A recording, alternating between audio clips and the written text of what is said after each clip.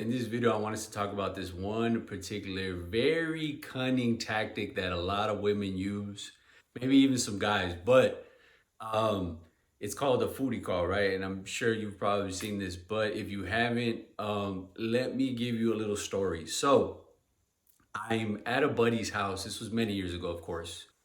Naivety got the best of me. I was at a friend's house. I wanted to go outside to get some fresh air. One of his friends, who happened to be, a relatively cute girl, someone that I could say I was of interest in back then. I wouldn't say so right now, but at that time, it was someone I was interested in. Anyhow, so I'm going outside. I'm over here staring at the stars, kind of just hanging out, getting some fresh air, and then she comes out and starts, we start going back and forth. And then, we talk about dating and stuff. And then she tells me that, like, oh, yeah, like I do online dating sometimes when I'm hungry. And I was kind of like, what are you talking about? What do you mean when you're hungry? She's like, yeah, whenever I want to just get a free meal, I'll just like hop on the app and I'll go on a date with a guy to get some food. And I was like, oh, wow. Like, I was just like, damn, that is pretty savage. Like, and then I started to think to myself, like, wait a minute, maybe I've been a victim of this, what we call a foodie call crime.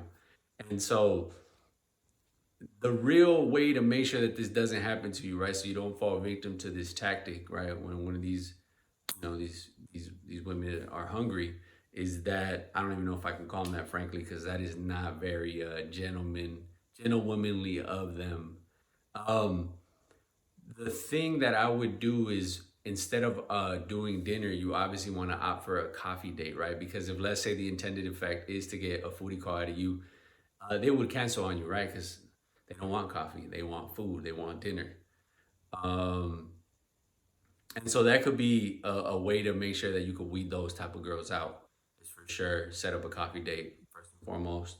There's no point in spending dinner on some of these women that are just not up to standard, frankly. The other thing is, what else?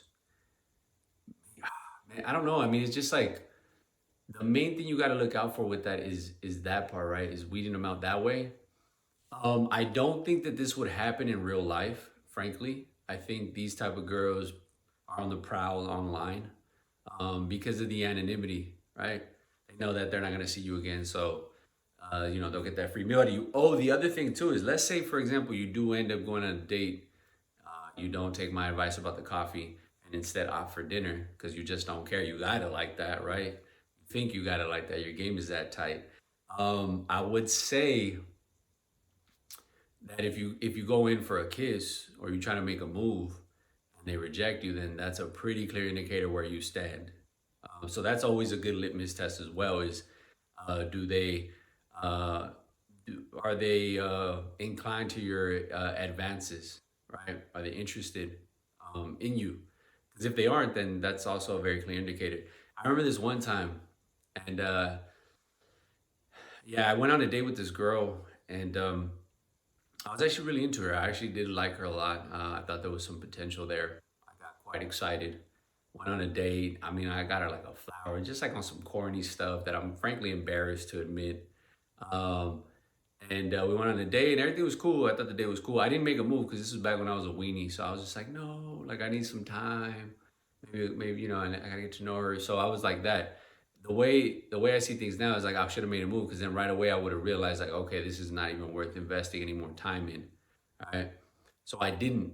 And then what happened was I scheduled like a second date, and it was like I was like, let me check this out. Let me test the water. So I said, let's go on a hike. That's a free date. And so that's what I was gonna do. And then she cancels on me, and then I'm like, oh, okay. So then I realized like at that point I was like, yeah, clearly I was a victim of a foodie call.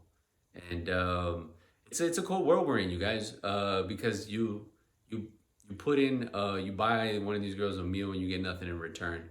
I think if we did the reverse, I think we'd get eaten alive, right? The double standards are incredible. But anyways, it's just a fair warning to you. Be careful. If you do get excited, you see a pretty girl, and you go on a date, just be aware of that. Like I said, I think my best word of advice would be to do coffee dates all the time as a first date. And then from there, if you see that there is some promise or some potential, then you can move on from there to an actual real date. The reality is the economics of dating is that it's very much a losing sort of situation for guys, just because like we're still expected to pay, but we get none of the benefits or the privileges of paying for dates, right? You're not, in most cases, going to get ladylike women nowadays.